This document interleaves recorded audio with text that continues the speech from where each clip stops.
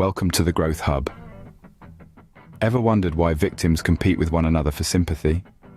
This intriguing phenomenon, known as sympathy competitions, is more common than you might think.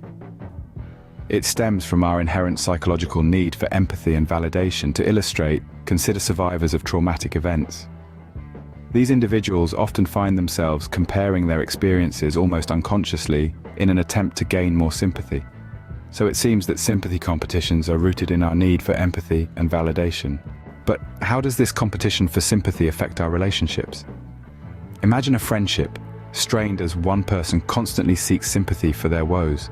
The balance shifts, creating a one-sided dynamic. The other party, feeling neglected, grows resentful. They too have problems, but there's no room for them in the conversation. This isn't a hypothetical scenario, but a reality for many.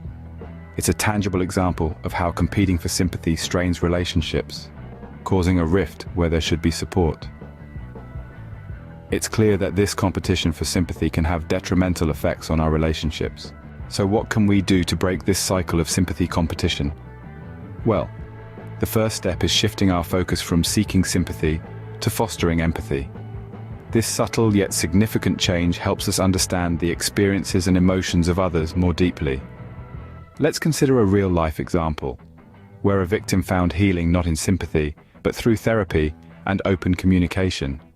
This case highlights the transformative power of empathy and honesty. By focusing on empathy and open communication, we can begin to break the cycle of sympathy competition. In conclusion, sympathy competitions may be more common than we think. They stem from deep-seated psychological reasons, often acting as a coping mechanism for underlying pain. This behavior can strain relationships, creating a toxic cycle of one-upmanship. However, there's hope.